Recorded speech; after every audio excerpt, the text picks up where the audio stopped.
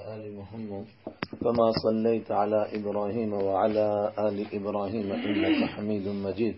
اللهم بارك على محمد وعلى آل محمد كما باركت على إبراهيم وعلى آل إبراهيم إنك حميد مجيد. يا رب صل وسلم دائما أبدا على حبيبك خير الخلق كلهم.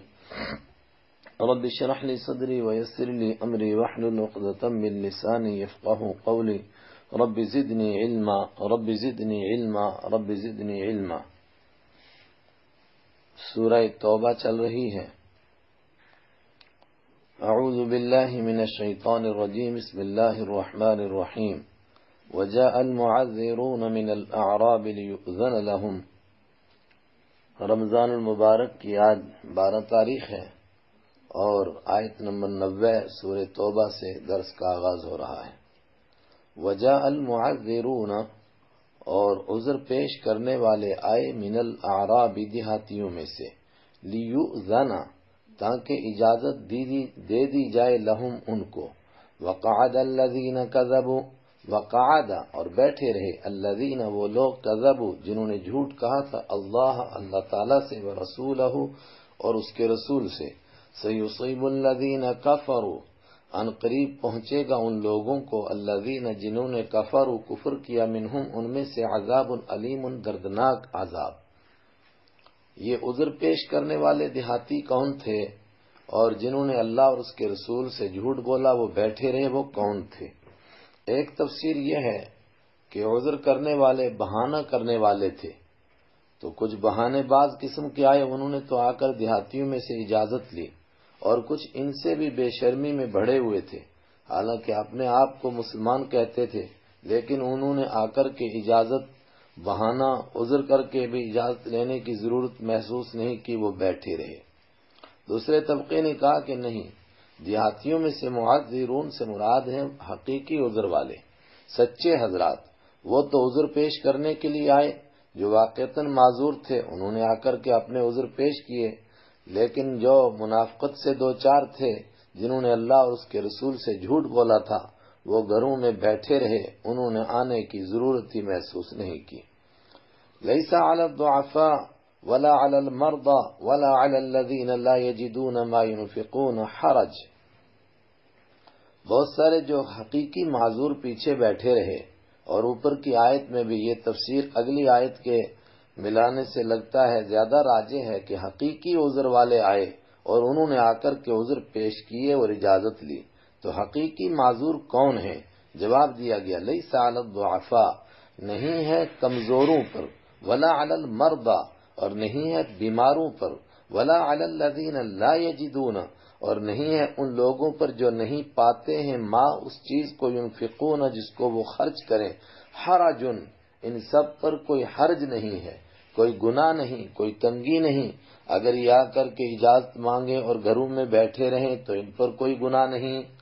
تو اوپر معذرون جو تھے، اگر سچے تھے دوسری تفسیر، تو اس کا مطلب ان میں سے کچھ کمزور تھے، نحیف تھے، بزرگ تھے، وہ نہیں سفر کر پاتے تھے، کچھ بیمار تھے، اور کچھ بیچاروں کے پاس سفر خرچہ نہیں تھا، سواری نہیں تھی.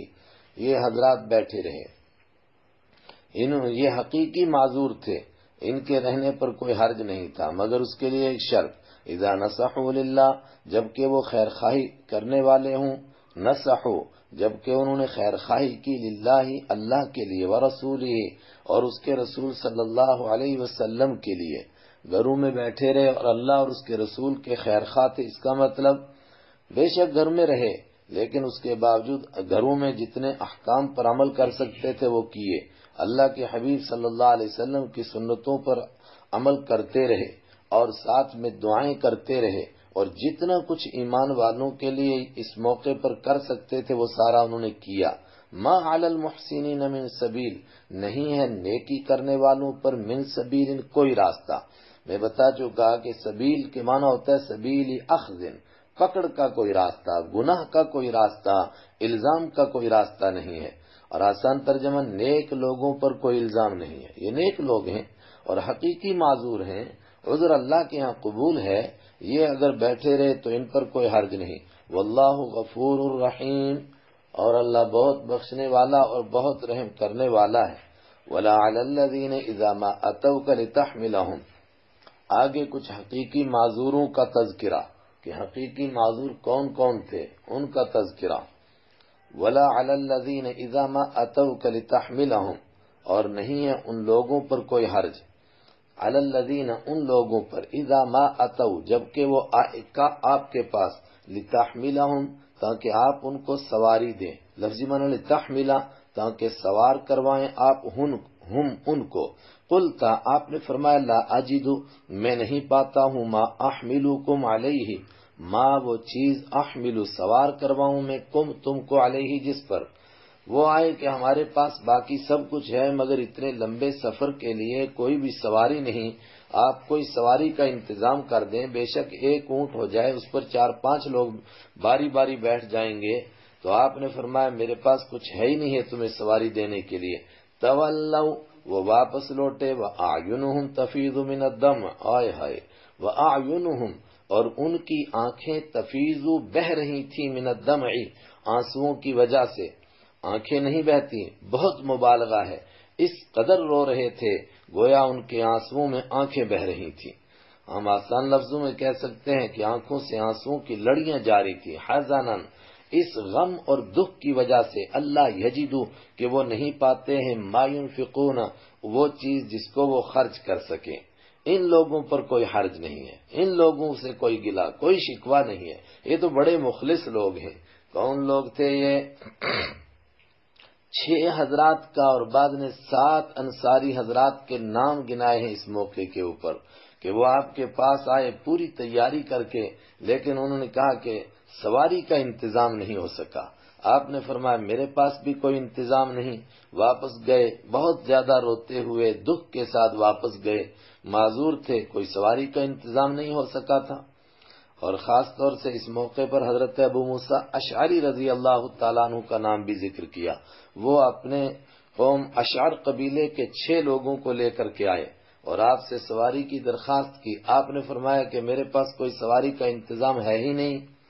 وہ 6 حضرات جو انصار میں سے 7 حضرات آئے تھے ان کے لیے تو پھر سواری کا انتظام ہو ہی نہیں سکا اور وہ گھروں میں ہی رہے، لیکن حضرت ابو موسیٰ اشعری رضی اللہ تعالیٰ عنہ کے ساتھیوں کے لیے بعد میں سواری کا انتظام ہوا اور یہ حضرات آپ کے ساتھ گئے.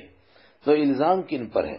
انما السبیل بے شک راستہ ہے، دیکھیے الف لام ہے اس کے، یہ مضاف الیہ کے بدلے میں انما سبیل الاخذ و سبیل الجناح و سبیل الحرج. ان لوگ الزام سبیل الزام ان بے شک راستہ ہے، یعنی الزام کا راستہ گناہ کا راستہ ہے، علی الذین ان لوگوں پر یستأذنونک جو آپ سے اجازت مانگتے ہیں، وہم اغنیا حالانکہ وہ مالدار ہیں، اس کے باوجود پیچھے رہنے کی اجازت مانگتے. رضو وہ راضی ہو گئے بھی ان یکونوا مع الخوالف کہ وہ ہو جائیں مع الخوالف پیچھے رہنے والیوں کے ساتھ. میں کل اس کو عرض کر چکا. ایک طبقہ مفسرین کا کہتا ہے یہ خالفت ان کی جمع ہے، تو اس کا مطلب پیچھے رہنے والیوں کے ساتھ، عورتوں کے ساتھ بیٹھے رہو. دوسرے حضرات کہتے ہیں کہ نہیں، جیسے امام بخاری نے فرمایا کہ یہ خالف مذکر کی جمع بھی ہو سکتی ہے، تو پیچھے رہنے والوں کے ساتھ. داجن کی جمع دواجن، فارس کی جمع فوارس، شاہق کی جمع شواہق. یہ انہوں نے مثالیں پیش کی ہیں، کچھ کی ہیں کچھ دوسرے حضرات نے کی ہیں. اور وہ فرماتے ہیں کہ اگر خوالف مؤنث بھی ہے تو تب بھی مراد اس سے جماعتیں ہیں، اور وہ خوش ہو گئے اس کے اوپر تاکہ وہ ہو جائیں مع الخوالفی پیچھے رہنے والی جماعتوں کے ساتھ. اور یہ بات ذرا مناسب ہی لگتی ہے قرآن پاک کے مزاج سے. وَطَبَعَ اللَّهُ عَلَى قُلُوبِهِمْ اور اللہ نے مہر لگا دی ان کے دلوں کے اوپر، فَهُمْ لَا يَعْلَمُونَ تو وہ نہیں جانتے ہیں. يَعْتَذِرُونَ یعنی وہ پیچھے بیٹھے رہے تو خوش ہو گئے اس پر. خوش کیوں ہیں؟ اللہ نے دلوں پر مہر لگا دی، احساس ہی نہیں ہم نے کتنا بڑا جرم کیا ہے اور اس جرم کے اوپر خوش ہو رہے ہیں. يَعْتَذِرُونَ إِلَيْكُمْ إِذَا رَجَعْتُمْ إِلَيْهِمْ سفر کی واپسی پر یہ صورت نازل ہوئی اور راستے میں ہی بتایا کچھ آیتیں بعد میں نازل ہوئی، جیسے وَلَا تُصَلِّ عَلَىٰ أَحَدٍ مِّنْهُمْ کل پڑھا ہم نے، وہ تو عبداللہ ابن ابی منافق کے مرنے پر نازل ہوئی، مگر ترتیب قرآن پاک کی پہلے سے اس طرح تھی لوح محفوظ میں، تو بتا دیا گیا یہ آیت فلاں جگہ، یہ آیت فلاں جگہ. لیکن یہ جو ہم پڑھنے جا رہے ہیں یہ راستے کی آیتیں ہیں. یعتذرون الیکم عذر پیش کریں گے الیکم تمہارے سامنے اے مسلمانوں، اذا رجعتم الیہم جب تم واپس پلٹ کر جاؤ گے مدینہ میں ان منافقوں کے پاس، قل اے میرے حبیب صلی اللہ علیہ وسلم آپ فرما دیجئے لا تعتذروا مت عذر پیش کرو۔ کس لیے عذر پیش کرتے ہو؟ صرف اس لیے کہ ہمیں خوش کرنا چاہتے ہو؟ لن نؤمن لکم ہرگز ہم یقین نہیں کریں گے، لکم تمہارا بھروسہ نہیں کریں گے تم پر، تمہاری باتوں کو سچی نہیں مان سکتے۔ کیوں؟ ایک طرف تم قسمیں کھا رہے ہو اور دوسری طرف قد نبأ یقیناً خبر دے چکا نہ ہم کو اللہ تعالیٰ من اخبارکم تمہاری خبروں میں سے، تمہاری خبروں میں سے کچھ خبریں اللہ ہم کو بتا چکا ہے، من تبعیض کے لیے، من اخبارکم تمہاری خبروں میں سے کچھ خبریں اللہ نے ہم کو بتا دی ہیں کہ تمہیں کوئی عذر نہیں تھا، کوئی پریشانی نہیں تھی، ایسے ہی بیٹھے رہے گھروں میں۔ وَسَيَرَى اللَّهُ عَمَلَكُمْ اور آگے سنو، وَسَيَرَى اور دیکھے گا اللہ تعالی عملکم تمہارے عمل کو، وَرَسُولُهُ اور اس کا حبیب صلی اللہ علیہ وسلم بھی دیکھے گا۔ مطلب ابھی تم عذر پیش کر رہے ہو، آگے بھی اس طرح کے موقع آئیں گے اور دین کے کام بھی ہیں، اس میں دیکھا جائے گا، اللہ کے راستے میں خیرات کرنے کے موقع پر، اس کے علاوہ نمازوں کے موقع پر تمہارے عمل سامنے آ جائیں گے، تمہارا کردار خود بتائے گا کہ تم منافق ہو۔ یہاں تو فرمایا اللہ دیکھے گا اور اس کا رسول دیکھے گا، اور بس اگلے رکوع میں آ رہا ہے اللہ دیکھے گا، اس کا رسول دیکھے گا، اور ایمان والے بھی دیکھیں گے تمہیں۔ ثم تردون الى عالم الغیب ثم تردون یہ تو تمہارا دنیا کا حال ہے، ثم تردون پھر تم واپس کیے جاؤ گے الى عالم الغیب اس ذات کے سامنے جو غیب کو جاننے والا ہے، والشہادت اور ظاہر کو جاننے والا ہے، فینبئکم تو وہ بتا دے گا تم کو بما کنتم تعملون جو کچھ تم کیا کرتے تھے۔ سیحلفون باللہ لکم اوپر فرمایا عذر پیش کریں گے، اب مزید تاکید فرمایا نہیں قسمیں کھا کھا کر کے اے مسلمانوں تم کو یقین دلائیں گے۔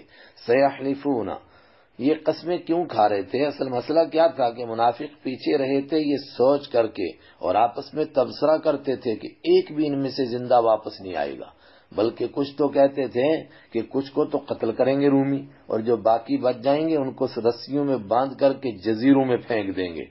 اب جب مسلمان واپس آ گئے تو اس قدر رسوا ہو گئے کہ رومی حکومت بھی ان سے گھبرا گئی، تو وہ ڈر گئے کہ آئندہ تو ان سے کوئی مقابلہ کر ہی نہیں سکتا ہے۔ سیحلفون ضرور قسمیں کھائیں گے وہ باللہ اللہ کی، زمخشری کا ترجمہ ضرور قسمیں کھائیں گے وہ اللہ کی، لکم تمہارے لیے، اذا انقلبتم جب تم واپس پلٹ کر آ جاؤ گے پہنچو گے الیہم ان کی طرف۔ کس لیے قسمیں کھائیں گے؟ لتعرضوا عنہم تاکہ اے مسلمانوں تم ان سے اعراض کر لو۔ اعراض کرنے کا مطلب کہ درگزر کر دو اور ان کو پیچھے رہنے کی وجہ سے کوئی سزا نہ دو۔ فاعرضوا عنہم تو اے مسلمانوں تم اعراض کر دو ان سے، ان کے پیچھے رہنے پر ان کو کیا سزا دینی ہے؟ ان کو تو اللہ نے قبول ہی نہیں کیا۔ انہم رجسن بے شک یہ گند ہے، رجز اور رجس یہ دو لفظ ہیں، کبھی گند کے معنی میں آتے ہیں اور کبھی عذاب کے معنی میں۔ انہم رجسن بے شک یہ گند ہے، حالانکہ وہ گندے لوگ ہیں، گند نہیں تھا، مگر قرآن نے مبالغہ کر کے ایسا کہا کہ یہ تو چلتے پھرتے گند کی ٹوکری ہیں، اور گند سے مراد جسم گندا نہیں، سوچ گندی ہے۔ وَمَأْوَاهُمْ جہنم اور ان کا ٹھکانہ جہنم ہے۔ کیا کرنا ان کو سزا دے کے؟ جزاء بما كانوا يكسبون ان کاموں کا بدلہ دینے کے لیے، ما كانوا يكسبون جو یہ کمایا کرتے تھے، جو کمائی کرتے تھے اس کا جزا، اس کا بدلہ ملے گا۔ يحلفون لكم لترضوا عنهم اور سنو کیوں قسمیں کھاتے ہیں؟ یحلفون قسمیں کھائیں گے وہ، لکم حلف کے معنی قسم کھانا اردو میں بھی استعمال ہوتا ہے، حلف کر لیں، لترضوا تاکہ تم راضی ہو جاؤ، عنہم ان سے، لام تاکہ ہر جگہ معنی ہوتا ہے لیکن ہے اس میں بڑی وسعت، یعنی اس کا نتیجہ یہ نکالنا چاہتے ہیں کہ تاکہ مسلمان راضی ہوں ان سے۔ فَإِن تَرْضَوْا تو اے مسلمانوں اگر تم راضی ہو جاؤ گے عنہم ان سے، فَإِنَّ اللَّهَ لَا يَرْضَى تو بے شک اللہ تعالیٰ لا یرضا نہیں راضی ہوگا عن القوم الفاسقین فرما برداری سے نکلنے والے لوگوں سے۔ فاسق کے معنی آج ایک اصطلاح ہے فاسق، کس کو کہتے ہیں فاسق؟ وہ شخص جو اپنے آپ کو مسلمان کہے مگر اعلانیہ طور پر گناہ کرے، لیکن جب قرآن اتر رہا تھا اس وقت میں یہ اصطلاحیں نہیں بنی تھی، وہاں فاسق کافر کو بھی کہا گیا، اور خاص طور سے اخلاق اور کردار میں گرے ہوئے انسان۔ اس کا لفظی معنی فرما برداری سے نکلنے والے، تو میں وہی ترجمہ کرتا ہوں ہر جگہ۔ الاعراب اشد کفرا و نفاقا، اوپر تذکرہ تھا مدینہ کے منافقوں کا، تو دیہاتی مسلمانوں کا منافقوں کا کیا حال ہے؟ فرمایا چھوٹے میاں بڑے میاں، سبحان اللہ۔ دیہاتیوں میں منافقت کچھ زیادہ ہی ہے، کیوں؟ فرمایا ایک تو اس لیے کہ دیہات میں رہتے ہیں اور مدینہ میں علم سیکھنے کے لیے آتے نہیں، اس لیے وہ ان کے مقابلے میں کچھ زیادہ سخت ہیں، اور دوسرے دیہاتی لوگوں میں خود بھی کچھ مزاج میں سختی ہوتی ہے، تو اس مزاج کی سختی میں منافقت اور کفر میں بھی اور سختی ہو گئی۔ الاعراب، دیہاتی لوگ، کون دیہاتی؟ جو علم سے دور ہیں اور ایمان سے دور ہیں، اشد، زیادہ سخت ہیں، کفرن، کفر کرنے میں، و نفاقن، اور منافقت کرنے میں، و اجدر، اور زیادہ لائق ہیں اس بات کے اللہ یعلم، کہ نہ جانے وہ حدود ما انزل اللہ، اس کی حدیں جو اللہ نے اتارا علی رسول ہی، اپنے رسول پر، جو دین اللہ نے اتارا اس کی حدیں یعنی اس کے احکام کو نہ جانے۔ کیوں؟ اس لیے کہ دیہات میں رہتے ہیں، کلمہ پڑھا، دعویٰ کیا مسلمان ہیں، مگر آتے نہیں علم کی محفل میں۔ لیکن یہ اسی دیہات کی بات ہے کہ جب علم شہر میں ہو اور دیہات اس سے خالی ہو، اور جب علم ہی دیہات میں ہو تو معاملہ ہی الٹا ہو جائے گا۔ واللہ علیم حکیم، اور اللہ جاننے والا، اللہ حکمت والا ہے۔ وَمِنَ الْأَعْرَابِ مَن يَتَّخِذُ مَا يُنْفِقُ مَغْرَمًا، اور دیہاتیوں میں سے، انہی منافقوں میں سے، وَمِنَ الْأَعْرَابِ، اور دیہاتیوں میں سے کچھ ہیں، اعراب کے منو دیہاتی، مَن يَتَّخِذُ، جو بناتے ہیں یعنی سوچتے ہیں سمجھتے ہیں۔ دیکھیے ایک آدمی ذہن میں ایک بات بناتا ہے، اس کو بھی ہم کہتے ہیں بنانا۔ ایک آدمی ایک عقیدہ رکھتا ہے، ہم اس کو بھی کہتے ہیں بنانا۔ عربی میں اس کے لیے الگ الگ الفاظ آتے ہیں۔ من یتخذ، جو اور ایک آدمی کوئی مشین بناتا ہے، اس کو بھی کہتے ہیں بنانا۔ من یتخذ، یہاں سوچ بنانا۔ دیہاتیوں میں کچھ ایسے ہیں، من یتخذ، جو بناتے ہیں یعنی سمجھتے ہیں، ما ينفق، جو وہ خرچ کرتے ہیں اس کو سمجھتے ہیں مغرمن، اس کو تاوان سمجھتے ہیں، اس کو چٹی سمجھتے ہیں، اس کو ان پر پڑنے والا ٹیکس سمجھتے ہیں، کہتے ہیں یہ خیرات کہاں ہے، یہ تو مصیبت پڑی ہے۔ وَيَتَرَبَّص، اور وہ انتظار کرتے ہیں، بکم، اے مسلمانوں، تمہارے بارے میں، الدوائر، گردش زمانہ کا، دائرۃ کی جمع دوائر، انتظار میں رہتے ہیں کہ کوئی ایسا چکر پڑے گردش زمانہ جس میں مسلمان پھنس جائیں، جیسے اس کے انتظار میں تھے کہ رومی حکومت سے لڑنے کے لیے جا رہے ہیں، کہتے تھے سب مریں گے، ایک بھی واپس نہیں آئے گا۔ علیہم دائرۃ السوء، اللہ نے فرمایا علیہم، انہی پر دائرۃ السوء، برائی کی گردش ہے، انہی پر پڑے۔ واللہ سمیع علیم، اور اللہ سننے والا جاننے والا ہے۔ لیکن سارے برابر نہیں، اور یہی قرآن پاک کا کمال ہے کہ وہ سب کو ایک لاٹھی سے نہیں ہانکتا۔ فرمایا جہاں دیہاتی منافقت میں اور کفر میں بڑے سخت ہیں، اسی طرح جو ایمان والے اور پکے ایمان والے وہ ایمان میں زیادہ سخت ہیں، کیونکہ ان کی ناک پتھر کی ہوتی ہے، موم کی نہیں ہوتی ہے، وہ جدھر گئے ادھر ایک ہی طرف جاتے ہیں۔ وَمِنَ الْأَعْرَابِ، اور دیہاتیوں میں سے من کچھ وہ بھی ہیں، یؤمن باللہ، جو ایمان لاتے ہیں اللہ پر، والیوم الآخر، اور آخرت کے دن پر، ویتخذ، اور بناتے ہیں، وہی یعنی ذہن میں سمجھتے ہیں، عقیدہ بناتے ہیں، عقیدہ رکھتے ہیں، ما ينفق، جو وہ خرچ کرتے ہیں اس کو سمجھتے ہیں، قربات، قربت حاصل کرنے کا ذریعہ، عند اللہ، اللہ کے پاس۔ دیکھیے قربات اردو میں بھی قربت آتا ہے، اللہ کی قربت حاصل کرنے کا ذریعہ سمجھتے ہیں کہ اللہ کے راستے میں دے رہے ہیں تاکہ اللہ کے مقرب بنے۔ وصلوات الرسول، اور رسول کی دعائیں لینے کا ذریعہ سمجھتے ہیں۔ صلوات کے معنی رحمتیں، دعائیں۔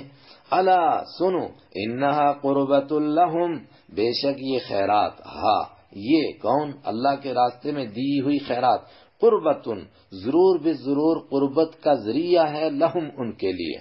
کیسے قربت ملے گی؟ سیدخلہم اللہ، ان قریب داخل کرے گا اللہ تعالیٰ ان کو، فی رحمت ہی، اپنی مہربانی میں، ان اللہ غفور الرحیم، اور جو ان سے چھوٹے موٹے لغزش اور خطائیں ہوں گی، بے شک اللہ تعالیٰ بہت بخشنے والا، بہت رحم کرنے والا ہے۔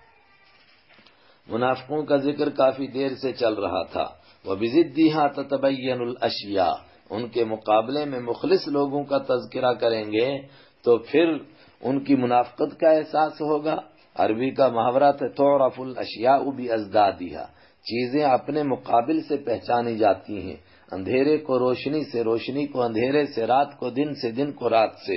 لیکن یہ جو میں نے پڑھا یہ متنبی کا شعر ہے، اس نے کہا تھا وَبِضِدِّهَا تَتَبَيَّنُ الْأَشْيَاءُ، چیزیں اپنی ضد سے پہچانی جاتی ہیں. تو مخلص لوگوں کا تذکرہ. والسابقون، اور پہل کرنے والے، والسابقون سبقت کرنے والے، آگے بڑھ جانے والے، الاولون پہل کرنے والے، من المہاجرین ہجرت کرنے والوں میں سے، والانصار اور انصار میں سے، والذین اور وہ لوگ اتبعوہم جو پیچھے چلے، ہم ان کے پہل کرنے والوں کے، بِإِحْسَانٍ نیکی کے ساتھ، نیکیاں کر کر کے جو انہوں نے نیک کام کیے تھے بڑوں نے، انہوں نے بھی وہی نیک کام کیے، ان کے پیچھے چلے. رضی اللہ عنہم ورضوا عنہ، یہ وہ طبقہ ہے رضی اللہ راضی ہو گیا عنہم ان سے، ورضوا عنہ اور یہ راضی ہو گئے اللہ سے. اللہ ان کے عمل سے راضی اور یہ اللہ کے انعام سے راضی. لیکن یہ پہل کرنے والے لوگ ہیں کون؟ بعض حضرات نے کہا چونکہ یہاں انصار اور مہاجرین دونوں کو جمع کیا ہے تو صرف مہاجرین ہی پہل کرنے والے نہیں، انصار بھی. بعض نے کہا کہ اصل میں درجہ بدرجہ ہے. جو سب سے پہلے 5 لوگ ایمان لائے وہ تو سب سے پہلے ہیں، ان کے تک تو کوئی پہنچ ہی نہیں سکتا. اس کے بعد انصار میں جو پہلے سال 6 حضرات آئے، پھر دوسرے سال جو پہل کر گئے، پھر تیسرے سال جو 70 کے قریب لوگ آئے، یہ پہل کرنے والے. دوسرے حضرات نے کہا نہیں آگے بڑھو. غزوہ بدر تک جتنے لوگ ایمان لائے تھے یہ سب پہل کرنے والے. دوسروں نے کہا نہیں، غزوہ خندق تک جتنے لوگ تھے یہ سب پہل کرنے والے. اور تیسرا قول نہیں، فتح مکہ تک جتنے لوگ ہجرت کرتے رہے اور مدد کرتے رہے یہ سب پہل کرنے والے. اور میں نے کہا درجہ بدرجہ، پہلے والے پہل کرنے والے تھے، بعد والوں کے اعتبار سے دوسرے لوگ ان سے تو پیچھے ہوئے مگر بعد والوں سے سب آگے. اور اس کے بعد جو ان کے ساتھ ان نیکی کے ساتھ ان کے پیچھے چلے، نیکی کے ساتھ ان کے پیچھے چلے کون؟ پہل کرنے والوں کے بعد جو ایمان لائے وہ ان کے پیچھے چلے. یہاں تک کہ صحابہ کے دور کے بعد جو آئے وہ صحابہ کے پیچھے چلے. تابعین اسی لیے وہ مشہور ہوئے، اور جو تابعین کے بعد آئے وہ ان کے پیچھے چلے. تبع تابعین قیامت تک پھر جتنے مسلمان آتے رہے اور وہ سابقون الاولون صحابہ کرام کے پیچھے چلے، ان سب سے اللہ راضی ہے. لیکن اس آیت پر غور کرنا چاہیے کہ صحابہ کے پیچھے چلنا، ان کے طریقوں کو اپنانا یہ بھی مقصود ہے. رضی اللہ عنہم، اللہ ان سے راضی ہے، ورضوا عنہ اور وہ اللہ سے راضی ہو گئے. اعد لہم، تیار کر رکھا ہے اللہ نے، لہم ان کے لیے، جو قیامت تک ان کے صحیح طور پر پیروکار ہوں گے. اللہ ہم کو بھی نصیب کرے، ساری امت کو ان کے جیسے نیکیاں کرنے کی توفیق عطا فرمائے، ان کے پیچھے چلنے کی توفیق عطا فرمائے. تیار کر رکھا ہے اللہ نے لہم ان کے لیے، جنات ایسے باغات، تجری من تحتها الانہار جن کے نیچے نہریں، تجری بہتی ہیں، تحتہا ان باغوں کے نیچے، الانہار نہریں، خالدین فیہا ہمیشہ رہیں گے وہ ان باغوں میں، ابدا ہمیشہ ہمیشہ.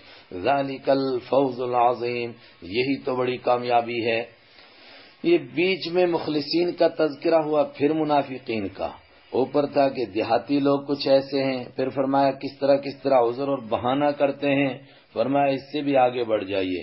وَمِمَّنْ حَوْلَكُمْ مِنَ الْأَعْرَابِ، وَمِمَّنْ اور ان لوگوں میں سے، حولکم جو تمہارے ارد گرد ہیں، مطلب من الاعرابی دیہاتیوں میں سے، قریب کے دیہاتیوں میں سے، منافقون کچھ منافق ہیں. تو ابھی بھی ذکر ہو رہا تھا منافق نہیں، یہ بڑے چالاک قسم کے منافقوں کا ذکر ہو رہا ہے. ومن اہل المدینہ، اور مدینہ کے رہنے والوں میں بھی کچھ منافق ہیں. مگر کیسے منافق ہیں؟ مردوا علی النفاق، وہ سرکش ہو گئے ہیں منافقت پر. مرد یمرد، اسی سے مرید آتا ہے، شیطان مرید، سرکش شیطان. وہ منافقت میں سرکش ہو گئے ہیں. کیسے سرکش؟ لا تعلمہم، اے میرے حبیب صلی اللہ علیہ وسلم، آپ کے جیسی فراست ایمانی کس کو ہوگی؟ لیکن اس تمام کے باوجود وہ اتنے چلاک ہیں کہ آپ بھی ان کو نہیں جانتے کہ یہ منافق ہیں کچھ چھپے ہوئے، لیکن ایسے خطرناک منافق پتہ ہی نہیں چلتا ہے. نحن نعلمہم، ہم ان کو جانتے ہیں، آپ ان کو نہیں جانتے ہیں. بعض لوگ علماء کرام بھی بعض دفعہ شاید سبقت لسانی سے کہہ دیتے ہیں کہ حضرت حذیفہ بن یمان رضی اللہ عنہ کو آپ صلی اللہ علیہ وسلم نے سارے منافقوں کی لسٹ دی تھی. نہیں، وہ صرف وہی 12 یا 14 یا 15 منافق جنہوں نے تبوک سے واپسی پر آپ پر حملہ کیا تھا ان کے نام بتائے تھے، منافقوں کی لسٹ نہیں دی تھی، اس لیے کہ منافقوں میں تو یہ طبقہ تھا جس کے لیے کہا لا تعلمهم، آپ بھی ان کو نہیں پہچانتے۔ اور ظاہر ہے کہ میں نے شروع میں کہا کہ براء ابن عازب کی روایت ہے یہ سورت سب سے آخر میں نازل ہوئی، اس میں اللہ نے کہا آپ نہیں جانتے ہیں، تو اس کے بعد پھر کون سی سورت نازل ہوئی جس میں ان کے نام بتائے گئے؟ بڑے چالاک، نحن نعلمهم، ہم ہی ان کو جانتے ہیں، سنعذبهم مرتين، ہم ان کو سزا دیں گے مرتين، دو مرتبہ، یہ دو مرتبہ کی سزا دنیا میں، ثم یردون، پھر ان کو لوٹایا جائے گا الی عذاب عظیم، بہت بڑے عذاب کی جانب۔ یہ دنیا میں دو مرتبہ عذاب کہاں کہاں دے گا اللہ تعالی؟ بعض اکثر حضرات نے کہا دو مرتبہ سے مطلب بار بار اللہ ان کو عذاب دے گا، وہ تو تفسیر بہت آسان ہو جائے گی، کیسے؟ بار بار ان کے راز سامنے آئیں گے، تش تش بام ہوں گے ان کے راز، اس سے یہ ذلیل اور رسوا ہو کر رہ جائیں گے، اور بار بار اللہ ایمان والوں کو کامیاب کرے گا، جب ایمان والے کامیاب ہوں گے یہ پھر جلیں گے، پھر مریں گے، بار بار اللہ تعالیٰ ان کو اللہ کے راستے میں جہاد کے نکلنے کا حکم دے گا، اور یہ نکلیں گے نہیں تو پھر رسوا ہوں گے۔ لیکن اگر 2 مرتبہ کا ترجمہ کریں بطور خاص تو پھر اکثر نے کہا کہ ایک تو ابھی رسوا ہو رہے ہیں کہ اللہ نے ایمان والوں کو کامیاب کیا اور ان کی ساری امیدوں پر پانی پھر گیا، اور اس کے بعد اور بھی ابھی سزا ملے گی۔ وَآخَرُونَ اعْتَرَفُوا بِذُنُوبِهِمْ، یہ منافق تھے لیکن کچھ مخلص بھی پیچھے رہے تھے، اور میں نے کہا کہ غیر معذور اگر کوئی پیچھے رہا تو صرف 10 حضرات، اور 2 حضرات اور رہے تھے لیکن وہ چلے گئے تھے۔ کون؟ حضرت ابو ذر غفاری رضی اللہ تعالیٰ عنہ، ایک صحابی اور، لیکن انہوں نے ہمت کی اور وہ پھر جا کے شامل ہو گئے لشکر کے ساتھ۔ بغیر عذر کے 10 حضرات پیچھے رہے، ان کا تذکرہ۔ وآخر، اور وہ کیوں پیچھے رہے؟ صرف یہ سوچتے ہوئے کہ ابھی نکلے اور ابھی نکلے اور ابھی نکلے، کوئی ایسا ارادہ نہیں تھا کہ نہیں جائیں گے، پکا ارادہ تھا، پوری تیاری تھی، لیکن بس وہ وسوسے ایسے آتے رہے کہ ہمارے پاس سامان پورا ہے، سواری بہت تیز ہے، دوڑائیں گے، جلدی جا کر شامل ہو جائیں گے، تھوڑا سا کام رہ گیا، یہ کام کر کے اب نکلیں گے، لیکن اس کام میں اتنے الجھے کہ پھر جب نکلنے کا ارادہ کیا تو احساس ہوا اب تو لشکر تبوک پہنچ چکا ہوگا۔ وآخرون اعترفوا، اور کچھ دوسرے ہیں اعترفوا، انہوں نے مان لیا بذنوبہم، اپنے گناہوں کو، خلطوا عملا صالحا، ملایا انہوں نے اپنے نیک عمل کو، کس کے ساتھ ملا دیا؟ وآخر سیئا، اور کچھ دوسرے برے عمل کو۔ نیک عمل کیے تھے، آج تک جہاد میں جاتے رہے، ان میں سے 3 حضرات ہیں، آگے ان کا ذکر آ رہا ہے، ان 3 میں تو 2 حضرات بدری صحابی تھے، اتنے بڑے بڑے کام کیے ہوئے، لیکن یہ غلطی ہو گئی کہ اس مرتبہ نہیں گئے۔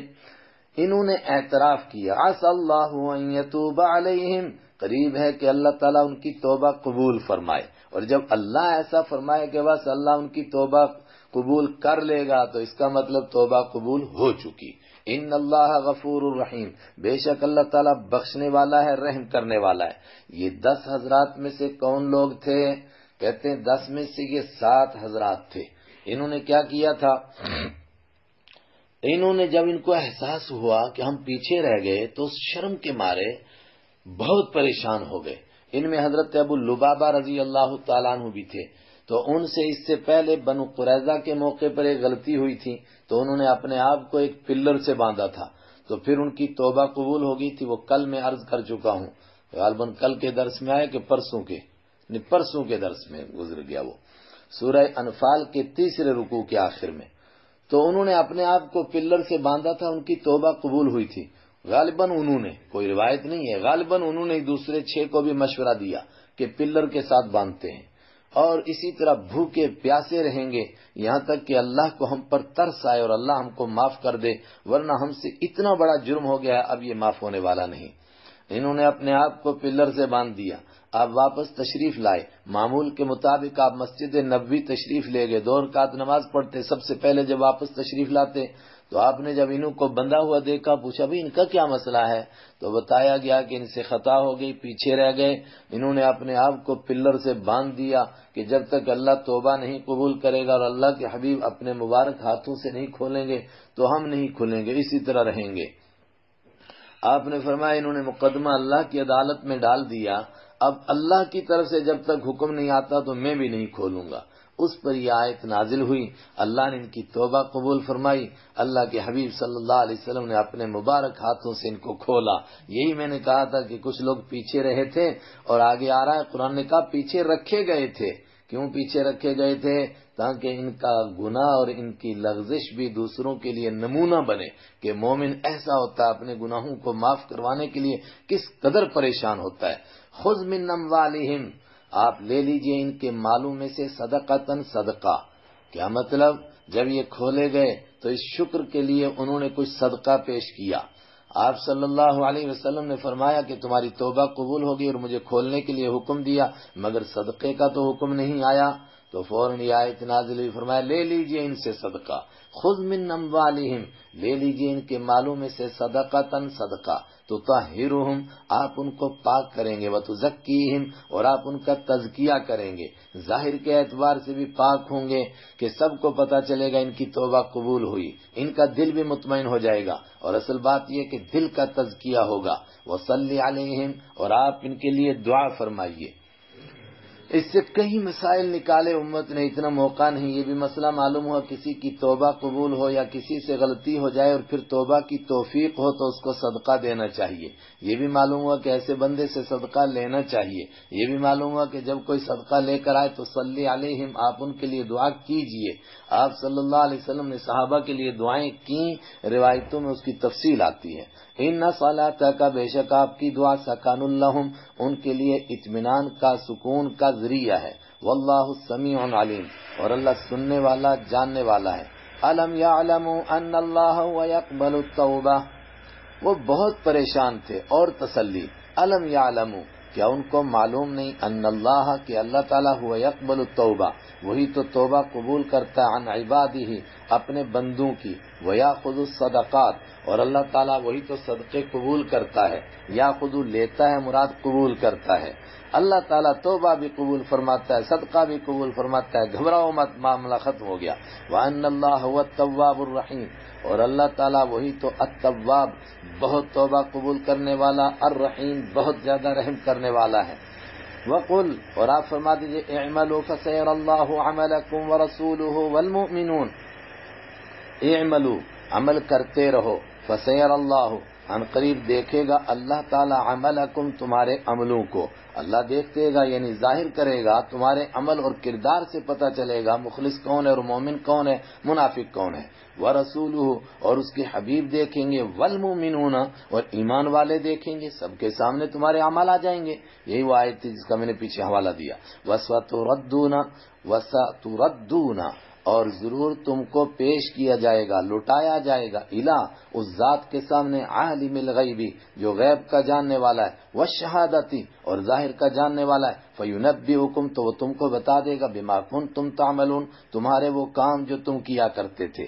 وآخرون مرجون، اور کچھ دوسرے ہیں پیچھے چھوڑے گئے ہیں، وہ لامر اللہ، اللہ کے حکم کے لیے۔ مطلب 3 حضرات بچ گئے، انہوں نے اپنے آپ کو پلروں سے بھی نہیں باندھا، بڑے حضرات تھے، انہوں نے کہا کہ پلروں سے باندھنا بھی ہمیں نہیں لگتا ہے کہ کفایت کرے گا، ہمیں اصل معاملہ سنا دینا چاہیے، سچ سچ بول دینا چاہیے، نہ عذر پیش کیا، نہ پلروں سے باندھا۔ یہ 3 حضرات ہیں، کعب بن مالک، ہلال بن امیہ، مرارہ بن ربیع رضی اللہ تعالی عنہم اجمعین۔ ان 3 کے لیے فرمایا وآخرون، اور کچھ دوسرے ہیں، مرجون، پیچھے چھوڑے گئے ہیں، وہ لامر اللہ، اللہ کے حکم کے لیے، اما یعذبہم، یا تو اللہ ان کو سزا دے گا، واما یتوب علیہم، یا اللہ ان کی توبہ قبول فرمائے گا۔ اللہ اکبر، کیا گزرا ہوگا ان کے دلوں پر جب یہ سنا ہوگا، اما یعذبہم واللہ علیم حکیم، اور کون توبہ کے لائق ہے، اللہ جاننے والا ہے۔ کیوں ان کے مسئلے کو مؤخر کیا گیا؟ حکیم، اللہ حکمت والا ہے، اس میں اس کے راز ہیں۔ چنانچہ ان 3 حضرات کے لیے اللہ کے حبیب صلی اللہ علیہ وسلم نے حکم فرمایا کہ ان سے بات چیت چھوڑ دی جائے، ان سے ملنا جلنا چھوڑ دیا جائے، اور اللہ کے حکم کا انتظار کیا جائے، اور اسی طرح رہے یہ یہاں تک کہ 40 دن گزرے، اور اس کے بعد آپ نے حکم فرمایا کہ ان کے اہل خانہ بھی ان سے نہ ملیں، گھر والے بھی نہ ملیں، اہلیہ بھی نہ ملیں۔ اللہ اکبر، یہ 50 دن ان کے اوپر کیسے گزرے وہ آگے خود قرآن پاک تبصرہ کر رہا ہے۔ اس کے بعد ان کی توبہ بھی قبول ہوئی۔ والذین اتخذوا مسجدا ضرارا، یہ مخلص لوگوں کے بعد پھر منافقوں کا تذکرہ سنیے۔ جب آپ صلی اللہ علیہ وسلم تبوک کے لیے تشریف لے جا رہے تھے تو اسی وقت میں منافقوں کی ایک پارٹی آئی اور انہوں نے کہا کہ ہم نے ایک مسجد بنائی ہے قباء کے پاس، چونکہ قباء کی جو بڑی مسجد ہے وہاں تک ہمارے بوڑھے اور ہمارے بیمار اور کچھ بیچارے مجبور لوگ، اپاہج لوگ وہاں تک پہنچ نہیں سکتے ہیں، تو ہم نے ایک مسجد بنائی ایسے بزرگوں کے لیے، معذوروں کے لیے، آپ اس میں ایک مرتبہ نماز پڑھ لیں تاکہ اس میں برکت آ جائے، تو ہم اس کو آئندہ مسجد بنائیں گے اور اس میں نماز پڑھا کریں گے۔ ہم نے بڑے اخلاص سے یہ مسجد بنائی ہے۔ آپ نے فرمایا اس وقت تو میں سفر کے لیے پابا رکاب ہوں، سفر کی تیاری میں ہوں، واپسی میں دیکھوں گا۔ لیکن واپسی میں اللہ نے اطلاع دے دی کہ یہ مسجد نہیں بنی ہے، یہ تو سازش گھر بنا ہے۔ مسئلہ کیا تھا؟ منافقوں نے یہ گھر جو بنایا تھا، یہ بلڈنگ بنائی تھی، ایک اور شخص کے کہنے پر بنائی تھی۔ کون تھا وہ؟ ابو عامر راہب کہہ رہا ہوں، اور راہب وہ اپنے آپ کو کہتا تھا درویش، لیکن حضور نے فرمایا یہ ابو عامر فاسق ہے، اللہ کا نافرمان۔ یہ ایک درویش بن گیا تھا مدینے والوں کا، جس نے عیسائیت کو قبول کیا اور بڑی عبادت کرتا تھا، لوگوں میں بڑا مشہور ہو گیا کہ عبادت گزار ہے، لیکن منشا صرف لوگوں میں اپنی شہرت تھا۔ جب آپ تشریف لائے تو اس کا احساس ہوا لوگوں کو کہ اس نے دیکھا میرا چراغ تو گل ہو گیا، مجھے کون پوچھے گا، یہ بھاگ کر مکہ چلا گیا، مکہ والوں کے ساتھ مل کر کے غزوہ احد میں بھی آیا، لیکن پھر مکہ سے بھاگ کر کے شام چلا گیا۔ پھر مدینہ میں جو منافق تھے ان سے خط و کتابت جاری رکھی اور ان کو کہتا تھا کہ میں رومی بادشاہ سے تمہارے لیے بہت بڑی فوج لے کر آ رہا ہوں۔ اسی نے ان کو کہا کہ تم ایک سازش گھر بناؤ جس میں خفیہ میٹنگیں کیا کرو، جب میرا کوئی اہلچی آئے تو اس میں تم میٹنگ کرو، اور جب کبھی میں آؤں گا تو اس میں ہم مشورہ کریں گے، اور جب میں رومی حکومت کی طرف سے فوج لے کر آؤں گا تو وہ تمہارے لیے اڈا بنے گا۔ اور روایات میں یہ بھی ہے کہ اس نے ان کو کہا تھا کہ اس میں ہتھیار جمع کر کے رکھو۔ قرآن پاک نے کہا والذین، اور وہ لوگ اتخذوا جنہوں نے بنائی مسجدن ایک مسجد، ضرارا تکلیف دینے کے لیے، وکفرا اور کفر کرنے کے لیے، وتفریقا بین المؤمنین، وتفریقا اور پھوٹ ڈالنے کے لیے، تفریق جدا جدا کرنے کے لیے، پھوٹ ڈالنے کے لیے، بین المؤمنین ایمان والوں کے درمیان۔ یہ 3 کام تو ہوئے، ایک چوتھا وارصادا، اور مورچے کے طور پر بیٹھنے کے لیے، آسان ترجمہ کر رہا ہوں، ارصادن گھات میں بیٹھنے کے لیے، لمن اس شخص کے واسطے، حارب اللہ جس نے جنگ کی تھی اللہ سے، ورسولہ اور اللہ کے رسول صلی اللہ علیہ وسلم سے، من قبل اس سے پہلے۔ یہی ابو عامر فاسق یا راہب تھا، اللہ کے ساتھ اور اللہ کے حبیب کے ساتھ جنگ کر چکا، یعنی دین کا دشمن۔ وَلَيَحْلِفُنَّ، اور وہ ضرور بھی ضرور قسم کھائیں گے، ان اردنا نہیں ہم نے ارادہ کیا تھا، الا الحسنى مگر نیکی کا، ہماری نیت تو بہت اچھی ہے، ایسا ہے ویسا ہے، واللہ یشہد اور اللہ گواہی دیتا ہے، انہم لکاذبون بے شک یہ جھوٹے لوگ ہیں۔ لا تقم فیہ ابدا، آپ اس میں کبھی بھی کھڑے بھی نہ ہوں، لا تقم نہ کھڑے ہوں آپ فیہ اس میں، ابداً کبھی بھی، مطلب آپ اس مسجد میں ایک مرتبہ تشریف بھی نہ لے جائیں، کبھی کھڑے بھی نہ ہوں اس میں، بالکل نہ جائیں اس میں۔ بلکہ اس کے مقابلے میں ایک اور مسجد ہے اس کے پاس میں ہی، وہ مسجد اللہ کو بڑی پیاری ہے، کون سی؟ لمسجد، ضرور بے ضرور وہ مسجد اس سیسا بنیاد رکھی گئی ہے اس کی، علی التقوی تقوی پر، اللہ کے خوف پر، من اول یوم پہلے دن سے، احق وہ زیادہ حق رکھتی ہے، ان تقوم فیہ کہ آپ اس میں کھڑے ہوں، یعنی آپ اس میں تشریف لے جائیں، اس میں نماز پڑھیں۔ اور یہ مسجد قباء تھی مشہور روایت کے مطابق، اور آپ کو اس سے بڑی محبت تھی، آپ اکثر ہفتے میں تشریف لے جاتے تھے ایک مرتبہ، اور اکثر سنیچر کے دن جاتے تھے اور وہاں جا کر کے 2 رکعت نماز پڑھتے تھے۔ آپ نے فرمایا جو گھر سے وضو کر کے چلے اور اس مسجد میں جا کر 2 رکعت نماز پڑھے اس کو ایک عمرے کا ثواب ملے گا، اور عمرہ بھی جو اللہ کے ہاں مقبول ہو۔ فیہ رجال، اس میں ایسے لوگ رہتے ہیں، یحبون ان یتطہروا جو پسند کرتے ہیں کہ وہ پاک رہیں، ان کے جسم پاک، ان کے دل پاک۔ اور آپ صلی اللہ علیہ وسلم نے مسجد قباء کے مصلیین وہاں کے نمازیوں کو پوچھا کہ کیسے پاک رہتے ہو تم، کہ اللہ نے تمہاری پاکی کی تعریف کی، تو انہوں نے اندر کی پاکی کے علاوہ ظاہری پاکی کیا بتائی کہ کہ ہم ظاہری طور پر کوشش کرتے ہیں کہ ڈھیلے کے ساتھ استنجا کرنے کے ساتھ ساتھ پانی سے اچھی طرح استنجا کریں. آپ نے فرمایا اس کو مضبوطی سے پکڑ لو، یہی اللہ کو بہت پسند ہے.